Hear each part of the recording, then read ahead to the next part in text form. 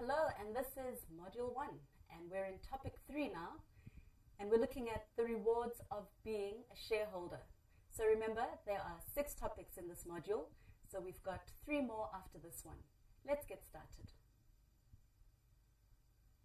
We're going to have a look at capital profit, because let's face it, if you're going to be taking your money and giving it to a company to buy a stake in that company, to buy shares, you're investing and you obviously want a return on that investment. So we know that share prices go up and share prices go down. So how would you actually know if you're making a capital profit or a capital loss? The mathematics is actually much simpler than you could have ever imagined. So let's have a look at the formula for calculating capital profit. It's basically the selling price of the share minus the buying price, and that gives you the capital profit. Could it be simpler? I don't think so. So let's say, for example, you bought the share for 10 Rand, and then it's now trading at 50 Rand. So the selling price is 50, the buying price is 10, because you bought it at 10. 50 minus 10 is equal to 40, so you make a capital profit of 40 Rands.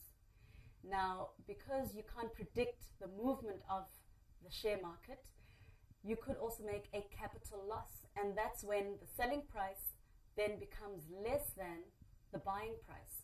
So for instance, if you had bought the share for 10 Rands, but then later on you could only sell it for 2 Rands, you would make a capital loss of 8 Rands.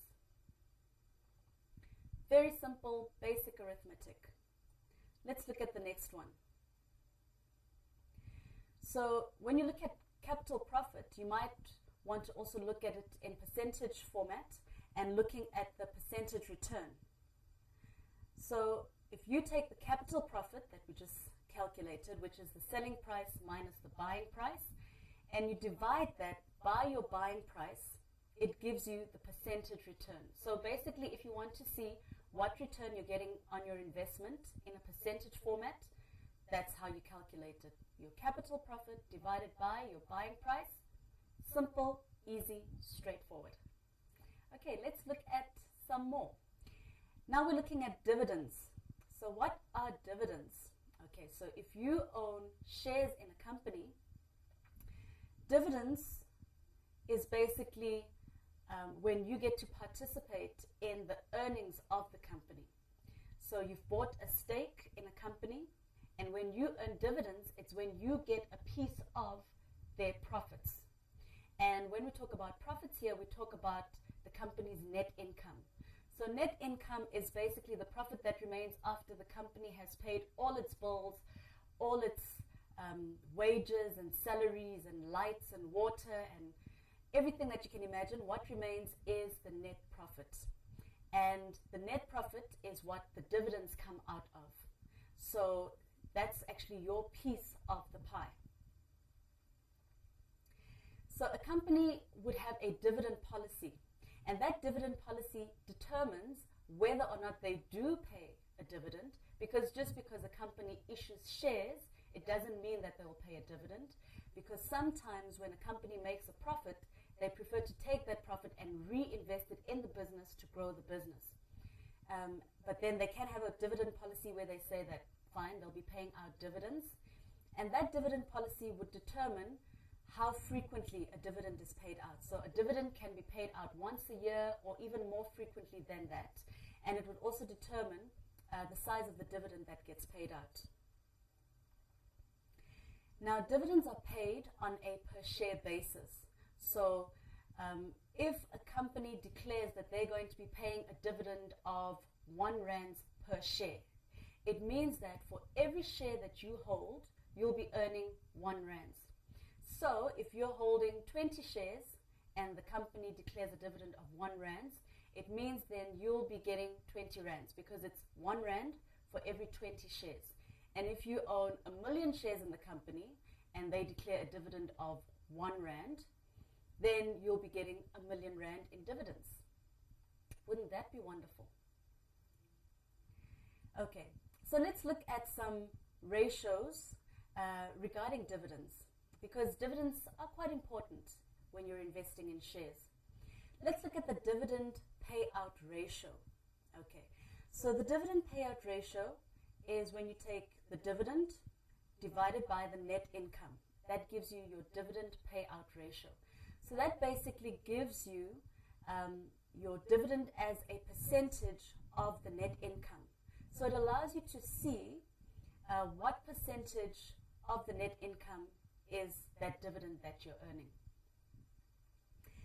And as an investor,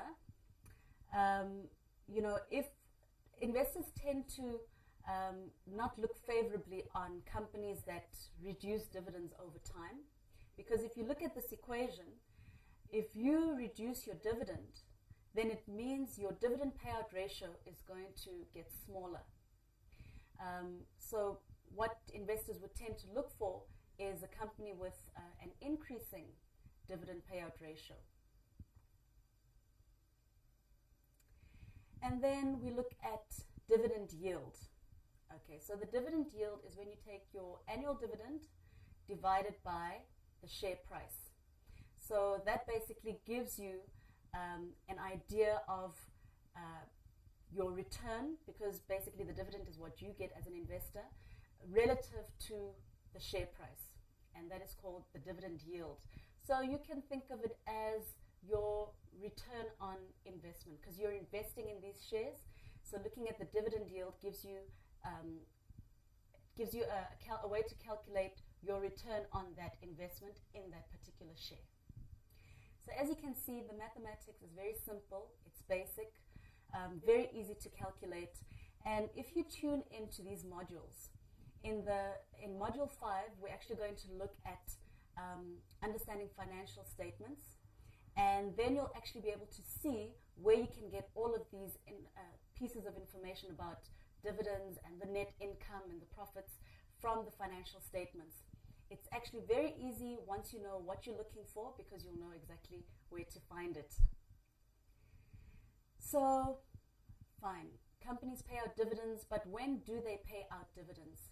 So we're going to look at some terminology that will explain and make this clearer.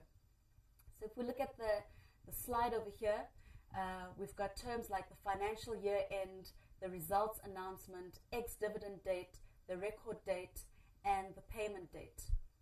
So a company works on a financial year. So a financial year is not necessarily in line with a calendar year. A calendar year obviously starts from January to December, but a company could look at its financial year from, say, March to February of the following year. It's their financial year. So a company would then have a financial year end, which is not necessarily December of that year, but the date that they choose as their financial year end. And they would have a results announcement. So that's the date on which they announce their year-end results, basically how the company has performed during that particular financial year. And then you've got the ex-dividend date. So how does that relate to the results announcement? If you buy a share that pays dividends, as a shareholder, you're entitled to earn a dividend, right? But now, after a company announces its results and says, okay, fine, we had a great year and we've made lots and lots of profits and we're paying a dividend of R1 per share. So that's the results that get announced. You could still, as an investor, buy a share and earn a dividend. However, there is a cutoff time, which is the ex-dividend date. So if you want to earn a dividend on a share, you need to buy the share before the ex-dividend date, because from the ex-dividend date, any shares that are traded, the shareholder will not earn the dividend that would have been announced during those results of that financial year. And the record date is basically when the company then looks into the records to see who are the new shareholders. So as you know, shares get traded. So just because you buy a share today, it doesn't mean you'll hold it till the day that you die. You might want to sell the share again. So that's called trading. You want to trade the share again. So if you buy a share today and then you sell it to another investor, if that investor buys that share after the ex-dividend date, they won't get that dividend that was announced. And then obviously the payment date, very self-explanatory, that's the date which the dividend gets paid. So let's look at some dates to try and clarify this. So let's say, for example, a company has a year end in June. So 30th of June is their financial year end. On the 15th of August, they then announce their results to say how much profit they've made and whether or not they'll be paying a dividend, and if they are going to be paying a dividend, how big that dividend is going to be. And the ex-dividend date is the 30th of August. So if you want to trade shares, if you want to buy that share and still earn the dividend, you'd need to do it before the 30th of August. Otherwise, if you buy the share after the 30th of August, you don't qualify to get that dividend. And something also to bear in mind is that when you buy a share, it doesn't automatically or instantly get transferred into your name. So there's a settlement period that happens, and it's usually 5 days, 5 business days. So when you look at the ex-dividend date, you actually need to bear that in mind, that you actually need to trade that share, bearing in mind that 5 business day settlement period if you still want to earn the dividend. And then the record date of the company could be the 1st of September, and that's when they have a look at the updated list of shareholders who will then be entitled to receive that dividend. And then the payment date, 15th of October, would be when this dividend gets paid to all the different shareholders. So in all our discussions so far on shares and capital profit and what you can make from shares and dividends, we haven't looked at 2 important factors which actually drain what you make in terms of your profits. You can think of it as a leaking tap. So you've got profits that you make from your investments, but then there are leakages, and those leakages are basically taxes and trading costs. Yes, to buy and sell shares, there are trading costs, which are basically transaction costs, and then there are also taxes which are applicable. So we're not going to be covering taxes and trading costs in this particular module, but it's something to bear in mind and to consider that, whatever profit that you do make, don't just focus on that particular profit figure. Also bear in mind and factor in the trading costs and the tax implications. And then you'll calculate your actual profit. And that brings us to the end of this topic. The next topic in Module 1 is Topic 4, and that is making your money grow. So definitely tune into that one. Thank you.